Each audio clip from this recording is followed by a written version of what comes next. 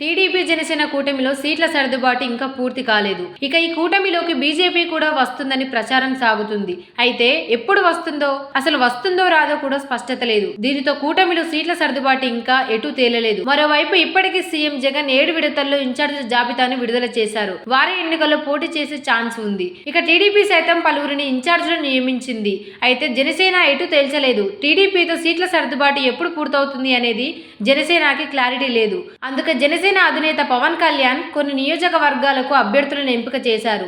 TDP కేటాయించిన సీట్లనే ప్రకటించారో లేక టీడీపీతో విసిగిపోయి ప్రకటించారో తెలియదు, కానీ కొందరు అభ్యర్థులను సమన్వయకర్తలుగా నియమించారు. భీమిలి సమన్వయకర్తగా వంశీకృష్ణ శ్రీనివాస్, గాజువాక సుందరపు సతీష్, పెందుర్తి పంచకర్ల రమేష్, ఎలిమంచిలి సుందరపు విజయ్ కుమార్ ను జనసేన పార్టీ నియమించింది. అభ్యర్థులను ప్రకటించేందుకు వీరు సమన్వయకర్తలుగా పనిచేయనున్నారు.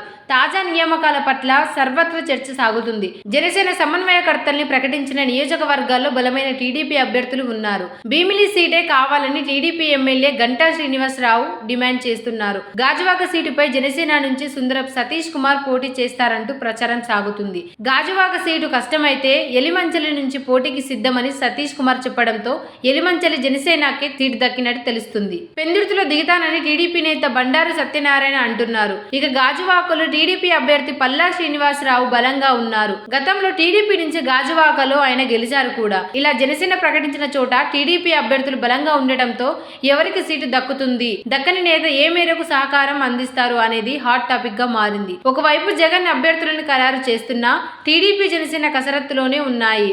జనసేనకు పొత్తుతో భాగంగా 25 అసెంబ్లీ, 2 లోక్సభ సీట్లు ఇచ్చేందుకు అంగీకారం కుదిరిందని అంటున్నారు. అయితే అధికారికంగా వెల్లడించాల్సి ఉంది. అలాగే 2 లోక్సభ స్థానాలు జనసేనకు కేటాయించడం దాదాపు ఖాయమైందనే టాక్ వినిపిస్తుంది. దీనితో ఒత్తిడి తగ్గించుకోవడానికి పవన్ సీట్లు ప్రకటించేశారు.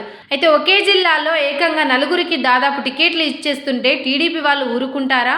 ఇప్పటికే అక్కడ 5 ఏళ్లుగా పనిచేస్తున్న టీడీపీ క్యాడర్ సైలెంట్ గా జనసేనకు సపోర్ట్ చేస్తుందా? వాళ్ళ గెలుపు కోసం పనిచేస్తుందా?